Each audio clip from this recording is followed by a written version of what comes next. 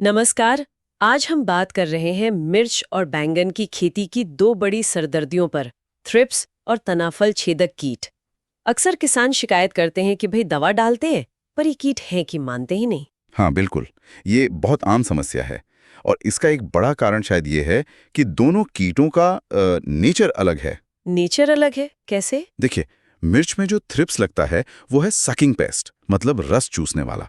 अच्छा। और जो बैंगन में तना या फल छेदक है वो है च्यूइंग पेस्ट, यानी चबाकर खाने वाला। हम्म। और होता क्या है कि किसान भाई कई बार एक ही तरह की दवा से दोनों को कंट्रोल करने की कोशिश करते हैं, नतीजा? मिलता नहीं है। आज इसी पर थोड़ी गहराई से बात करते हैं। ठीक है, तो पहले ये समझते हैं कि ये नुकसान करते कैसे हैं। जैसे मिर्च में थ्रिप्स, वो कहाँ होता है, क्या करता है पौधे के साथ? मिर्च में थ्रिप्स ज्यादातर आपको पत्तों के नीचे मिलेगा, छुपा रहता है। अच्छा, नीचे की तरफ। हाँ, और वहीं से पत्तों का रस चूसता रहता है। हम्म। इससे पत्ते ऊपर की तरफ मुड़ने लगते हैं, वो देखा होगा आपने, अपवर्ड कर्लिंग जिसे कहते हैं। हाँ हाँ, पत्ते सिकुड़ से जाते हैं ऊपर को। बिल्कुल। और पौधा कमजोर पड़ जाता है। हम्म। कभी कभी तो ये इतना बढ़ जाता है कि लगता है कोई वायरस लग गया हो। अच्छा। और बैंगन वाला कीट, उसका क्या तरीका है? बैंगन वाला जो कीट है, हाँ। तना और फल छेदक, उसमें पहले तितली आती है। हाँ। वो अंडे देती है पत्तों पर या तने पर। हम्म। उन अंडों से फिर लार्वा निकलता है जिसे हम सुंडी कहते हैं। वो सुंडी या तो नरम तने में घुस जाती है अंदर, और या फिर सीधे फल के अंदर घुसकर उसे अंदर ही अंदर खाती रहती है। बाहर से शायद पता भी ना चले एकदम से। तो फल बेकार हो जाता है। बिल्कुल। ये बैंगन का तो समझिए सबसे बड़ा दुश्मन कीट है, बहुत नुकसान करता है। ये तो वाकई अलग अलग तरीके हैं नुकसान करने के। एक रस चूस रहा है, दूसरा सीधे खा रहा है। पर जो जानकारी हमारे पास है वो ये कह रही है कि शायद इनके लिए अलग अलग दवाएं न लेनी पड़े। ये कैसे हो सकता है? हाँ, यही तो मतलब सबसे दिलचस्प बात है इसमें। जानकारी यह है कि कम से कम 3 ऐसे कीटनाशक है जो दोनों पर काम करते हैं। सच में? मतलब मिर्च के थ्रिप्स पर भी और बैंगन के छेदक पर भी? जी हाँ, बशर्ते उनका इस्तेमाल सही मात्रा में और सही ढंग से किया जाए, ये शर्त जरूरी है। अरे वाह, ये तो किसानों के लिए बड़ी राहत की बात हो सकती है।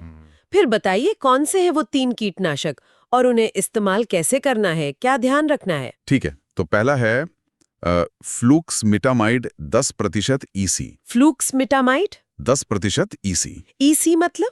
ईसी मतलब इमल्सिफाइबल कॉन्सेंट्रेट। आसान भाषा में कहें तो ये पानी में आसानी से दूधिया घोल बना लेता है। अच्छा। ये आपको बाजार में ग्रासिया या सिवा जैसे नामों से मिल सकता है। और ये काम कैसे करता है? ये संपर्क से भी काम करता है, मतलब कीट दवा के संपर्क में आ जाए तो मर जाता है? हाँ, और अगर कीट इसे खा ले यानी अंतर्ग्रहण या इंजेक्शन तो भी काम करता है, दोनों तरीके से। बढ़िया। और इसकी मात्रा, डोज कितना? मात्रा है इसकी 160 मिलीलीटर प्रति एकड़। पानी लगेगा करीब 150 लीटर, या अगर पंप के हिसाब से देखें तो वो जो 15-16 लीटर वाला पंप होता है ना, हाँ हाँ, स्प्रे वाला। उसमें करीब 16 मिलीलीटर। और हाँ, एक चीज बहुत जरूरी है, स्टिकर जरूर मिलाना है। स्टिकर, वो हाँ। चिपकाने वाला? हाँ वही, ताकि दवा पत्तों पर अच्छे से चिपक जाए, बारिश या ओस में बह ना जाए। ठीक है, तो पहला हो गया फ्लूक्समेटामाइड। अब दूसरा? दूसरा है स्पाइनोटोरम 11.7% एससी। स्पाइनोटोरम एससी। ये एससी क्या है? एससी हुआ सस्पेंशन कॉन्सेंट्रेट। ये थोड़ा कह सकते हैं गाढ़ा घोल जैसा होता है। ओके। ये आपको लार्गो, डेलीगेट या समिट जैसे नामों से मिल सकता है। इसका काम करने का तरीका भी वैसा ही है, संपर्क और पेट क्रिया, मतलब छुए तो भी मरे, खाए तो भी मरे। हाँ। और इसको तो थ्रिप्स के लिए दुनिया के सबसे अच्छे कीटनाशकों में गिना जाता है। मतलब बहुत असरदार है ट्रिप्स हाँ, पर। अच्छा। एक तरह से स्ट्रिप्साइड है ये। हाँ, कह सकते हैं बेहतरीन थ्रिप्साइड। इसकी मात्रा थोड़ी ज्यादा है, 180 मिलीलीटर प्रति एकड़, वही 150 लीटर पानी में, या पंप में करीब 18 मिलीलीटर। और स्टिकर जरूरी है। बिल्कुल, इसमें भी स्टिकर जरूर मिलाना है। ठीक है, और तीसरा कौन सा है? तीसरा है आइसोसाइक्लोसरम। आइसोसाइक्लोसरम, नया नाम लग रहा है। हाँ, शायद थोड़ा नया हो। ये सिमोरिस नाम से आता है। ये भी एक ब्रॉड स्पेक्ट्रम कीटनाशक है। ब्रॉड स्पेक्ट्रम मतलब कई तरह के कीटों पर काम करता है, सिर्फ इन्हीं दो पर नहीं, औरों पर भी असरदार हो सकता है। अच्छा। और इसका एक्शन भी वही है, संपर्क और अंतर्ग्रहण, कॉन्टैक्ट और इंजेक्शन। इसकी मात्रा इन दोनों से थोड़ी और ज्यादा है, 240 मिलीलीटर प्रति एकड़। ये पंप में देखें तो 24 मिलीलीटर। और स्टिकर? वो तो मिलाना ही है। समझ गई। हाँ जी। तो ये 3 दवाएं, फ्लुक्सीमेटामाइड, स्पाइनोटोरम और आइसोसाइक्लोसरोम अगर सही मात्रा में इस्तेमाल करें, स्टिकर मिला के, तो मिर्च के थ्रिप्स और बैगन के छेदक दोनों को कंट्रोल कर सकती हैं। हाँ, बिल्कुल कर सकती हैं। लेकिन फिर भी जो हम सुनते हैं कि किसानों को रिजल्ट नहीं मिल रहा, दवा काम नहीं कर रही। अगर दवा सही है तो फिर गड़बड़ कहाँ हो रही है? क्यों असर नहीं दिखता कभी-कभी? ये बहुत वैलिड सवाल है और जानकारी के हिसाब से इसके दो मुख्य कारण दिखते हैं। अच्छा, क्या है वो? पहला तो है दवा की मात्रा का सही ना होना, डोज। कई बार अंदाजे से डाल देते हैं, कम रह गई या कभी ज्यादा डाल दी, दोनों ही ठीक नहीं। सही असर के लिए सही मात्रा बहुत जरूरी है। हाँ, ये तो है। कम होगी तो कीट मरेगा नहीं, ज्यादा होगी तो शायद पौधे को नुकसान हो या लागत बढ़े। बिल्कुल। और दूसरा कारण जिस पर शायद कम ध्यान जाता है वो है मौसम के हिसाब से फसल की सही किस्म न चुनना। मतलब वैरायटी? हाँ, वैरायटी। देखिए, हर किस्म हर मौसम के लिए नहीं होती। कुछ किस्में होती हैं जो किसी खास मौसम में कीटों के लिए ज्यादा सेंसिटिव होती हैं, मतलब उन पर कीटों का हमला ज्यादा होता है। ओह। अब अगर किसान ने गलत मौसम में वो वाली किस्म लगा दी तो कीट तो ज्यादा आएंगे ही। फिर आप दवा डालेंगे भी तो शायद उतना असर ना दिखे जितना दिखना चाहिए।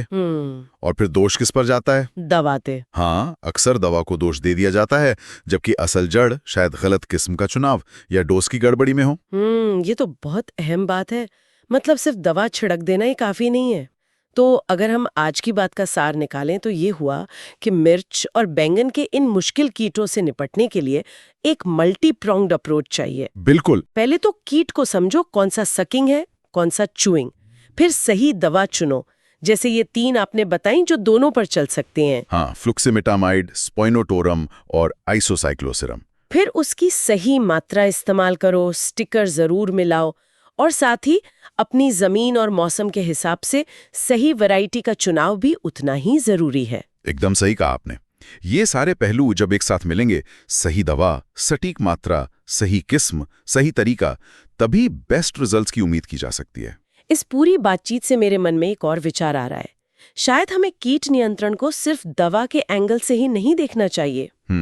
मतलब शायद खेती का जो पूरा तरीका है, जैसे मिट्टी की सेहत कैसी है, फसल चक्र अपना रहे हैं या नहीं, क्या हम सही समय पर बुवाई कर रहे हैं, ये सब चीजें भी कीटों के प्रकोप को कम या ज्यादा करने में भूमिका निभाती होंगी। इस पर भी शायद और जानकारी जुटानी चाहिए। ये बहुत अच्छा पॉइंट है। इंटीग्रेटेड पेस्ट मैनेजमेंट जिसे कहते हैं, उसमें ये सब बातें आती हैं। सिर्फ रसायन पर निर्भर रहने के बजाय एक होलिस्टिक अप्रोच अपनाना ज्यादा सस्टेनेबल है। निश्चित रूप से इस पर और बात हो सकती है।